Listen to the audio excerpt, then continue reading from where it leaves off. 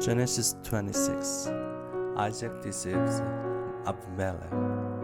A severe famine now struck the land, as had happened before in Abraham's time. So Isaac moved to Gerar, where Abimelech, king of the Philistines, lived. The Lord appeared to Isaac and said, "Do not go down to Egypt, but do as I tell you. Live here as a foreigner in this land, and I will be with you and bless you. I hereby confirm that I will give all these lands to you and your descendants, just as I solemnly promised Abraham your father. I will cause your descendants to become as numerous as the stars of the sky, and I will give them all these lands, and through your descendants all the nations of the earth will be blessed. I will do this because Abraham listened to me and obeyed all my requirements, commands, decrees, and instructions." So Isaac stayed in Gerar. When the man who lived there asked Isaac about his wife, Rebekah, he said, "She is my sister."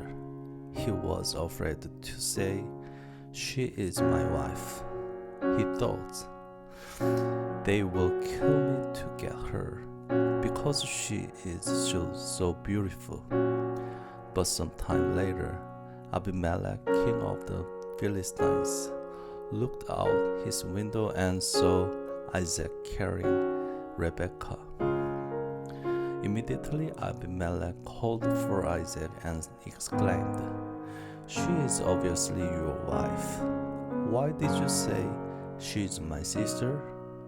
"Because I was afraid someone would kill me to get her from me," Isaac replied.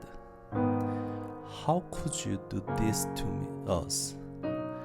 Abimelech exclaimed, "One of my people might easily have taken your wife and slept with her, and you have made us guilty of a great sin." Then Abimelech issued a public proclamation: "Anyone who touches his man or his wife will be put to death." Conflict over water rights. When Isaac planted his crops that year, he harvested 100 times more grain than he planted, for the Lord blessed him. He became a very rich man, and his wealth continued to grow. He acquired so many flocks of sheep and goats, herd of cattle, and servants that the Philistines became jealous of him. So the Philistines filled up all of Isaac's wells with dirt. These were the wells that had been dug by the servants of his father Abraham. Finally, Abimelech ordered Isaac to leave the country.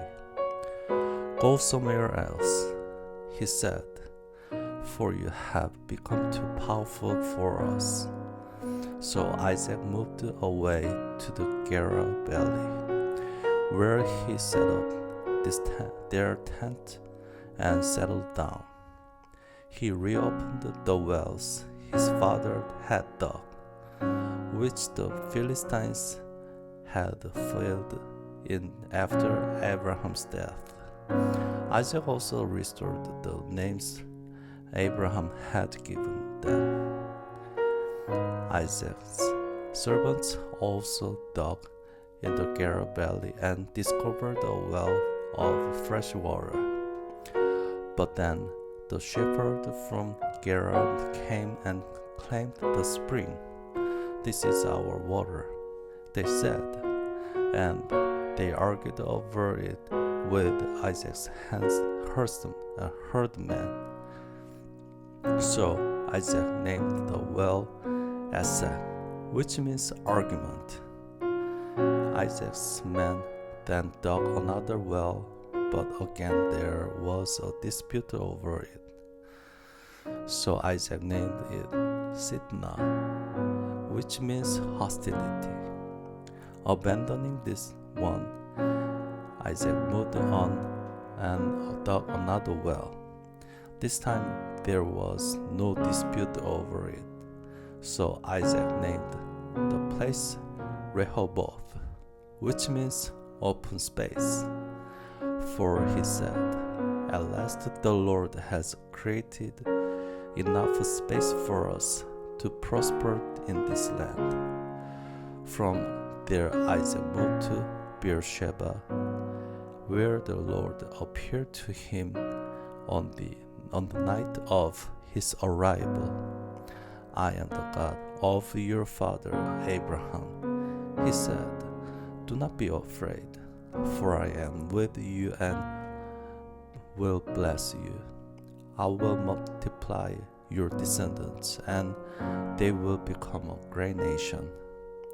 I will do this because of my promise to Abraham my servant."